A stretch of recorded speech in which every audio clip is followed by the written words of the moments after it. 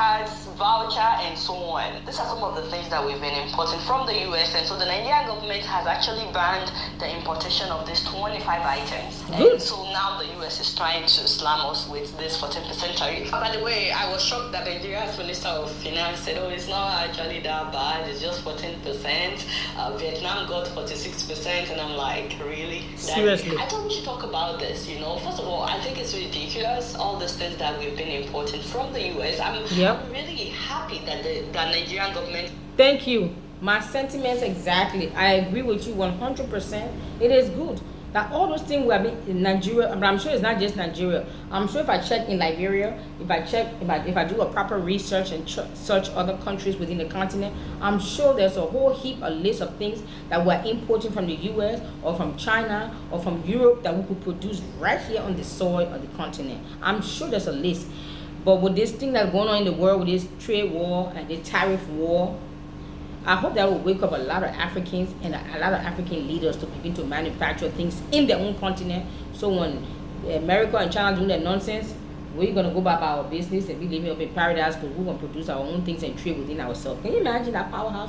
That's one of the reasons why they have kept us in such abject poverty. They have kept us to be fighting war amongst each other with each other. They have even put the borders there from colonization, and they left the border there. The border still remains till today. When you go to the same country, you go to Europe, you can take a train from London to Paris. From Paris, you can take a train from Paris to London to UK to Germany to Ireland. You can they have developed their country by looting and pillaging our raw materials, and they take it there and they develop their country and make it so easy that you can travel. I would love to take a weekend trip on a train or Amtrak. I'm from America now, so Amtrak, what I know, but a train, a nice train. Like look at some of the Amtrak, even some of the Amtrak. Let me digress a little bit. I'll come back on subject. There's some of the nice trains, Amtrak train in the U.S. They have showers. They have bunk beds. Wouldn't that be nice? I would love to have one of those trains here in Liberia to take a weekend trip. Me and Angel, me and my girls go take a weekend trip. And say, let's go to Ghana. Let's go to South Africa, from Liberia to Africa. Take a nice weekend on the train. Wouldn't that be nice? But of course, they won't do that for us. Now let me come back on subject. Now they don't want us to produce our own product. They don't want to give us aid. What exactly do they want from us? You're asked Trump. You're asking. He said no more aid to Africa. We agree. Wonderful. We don't need aid. And I agree 100%. Why should a particular nation provide for the rest of the world? One continent of Africa is so rich. I will keep making this statement forever. Africa have more than enough. Africa have more than enough natural resources to supply the world. Why are we begging for handouts from the world? You know the question. You know the answer to that question. There's two reasons. Number one, our leaders, they're not correct in the head, they're not correct in their heart. Because if your heart is evil and wicked, and you hate yourself and hate your people, you will loot and pillage and steal the minerals and the raw material with some foreigners, Westerners, together and put some in your pocket. You and your relative and your family, your generation are wealthy forever, but the rest of the continent and the rest of your country can be poor because your head incorrect, your heart incorrect. That's one reason. Another reason is those Westerners will come and they find any minerals like in Burkina Faso and other parts of Africa. They will tell, if they find any raw material, they will tell the country or the leader of that country, we'll take 50% and you can keep 50%. Can you go do that to them? The nonsense they put us through and they're still putting us through. None of us can dare go to the country and do that. Before I digress, we should talk about this, you know. First of all, I think it's ridiculous, all these things that we've been importing from the US. I'm really happy that the Nigerian government banned the importation of all those things. I personally think that by now Nigeria should be able to feed itself. Let's not forget that Burkina Faso was feeding itself when they had Thomas Sankara as their president. And that was a really long time ago. How much more the giant of Africa? Why shouldn't we be able to feed ourselves? Why should we be dependent on juice coming from America? We're actually manufacturing juice in Nigeria. If it's not enough, how do we help the people that are manufacturing juice for them to make more and even African flavored juice? I agree with my sister 100%. Sister Adiola, I agree with you 100%, beloved. Why are we, any country in Africa, why are we importing food or anything from outside of Africa? Why? We are importing the trash. We are importing the junk they call the food, because most of the food from the Western nation is full of poison, full of additive, full of preservative, full of colorings, full of dyes, full of all kinds of human growth hormone. That's why all kinds of diseases now that wasn't around 3, 4, 5 generations ago in Africa, it is prevalent now. Why? Because we're eating the junk they call the food.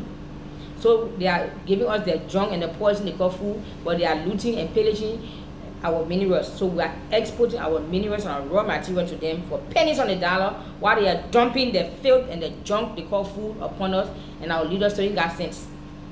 I want Trump to begin to squeeze them very well, to get to the point they say no one, because somebody cut off your aid.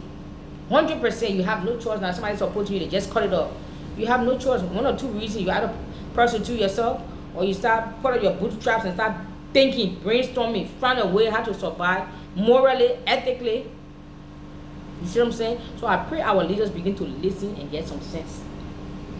So I personally think that it's a great thing that Nigeria has banned the importation of those items. But more importantly, when we're talking about this tariff issue, I think that the reason why we are not able to negotiate like China, or able to stand our ground, is because, first of all, we missed our own time for industrialization. But it's not too late. It is not too late. We can still do a lot. And the foundation, the basis of all this thing is to, first of all, fix electricity. What can you produce if you don't have stable electricity? That would make it way cheaper for us to buy food. In fact, we should have way more than enough. We should be feeding other countries. Instead of us being independent, though, the US is using this tariff to try to force Nigeria to start importing food one more time from the US. But the question is, for how long would we do that? When would we prepare our own food and not have to rely on other countries? Because let's not forget that whoever feeds you controls you.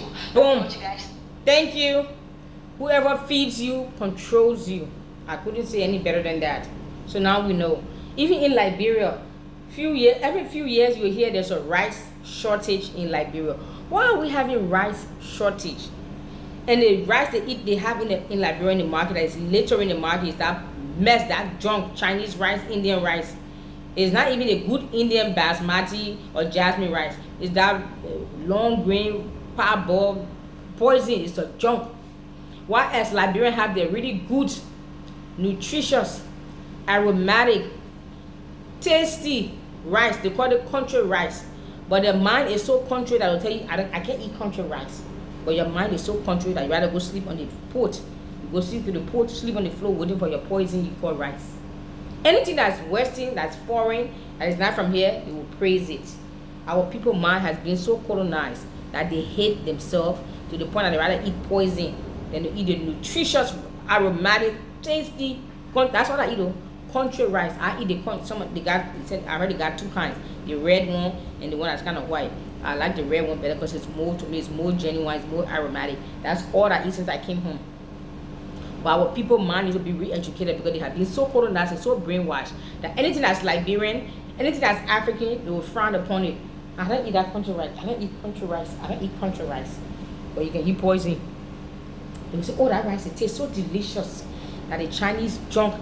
So the Chinese, something have happened, whether through marketing, colonization, brainwash, something has happened that a whole new generation don't want to touch what they call country rice, but they will spend their money to go buy poison that they call rice from China, from India. And the Chinese and Indian people, they're not even importing the good kind of Chinese basmati or Indian jasmine rice. It's not what's on the market. The one that they won't even feed their dogs with is what they're giving to us here, and we're eating. I said, when I look at my people, my heart breaks, my heart bleeds. I said, my people, when will we get it? When will we wake up? When will we get it? When will we wake up?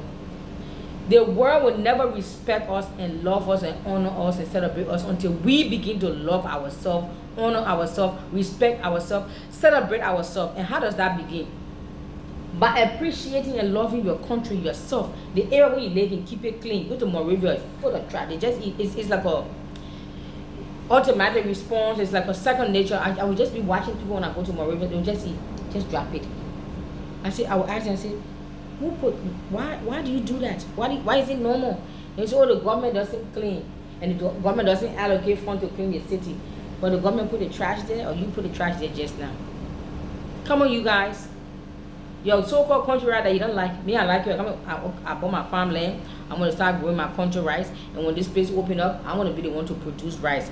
And you get me? I'll continue to produce my rice. I will ship it to you guys all abroad. Yes, I will eat my country rice, and I'm proud to eat my country rice. You don't you're gonna think maybe they think because we eat country rice we are country, but you are country because you're gonna eat poison. This is your girl Dagnet, the African blogger. Let me know your comment based on the subject today. Let me know. Leave all your comment in the comment section. Let's discuss. Have a peaceful and respectful discussion. Thank you for sharing, subscribing, and inviting. I appreciate you.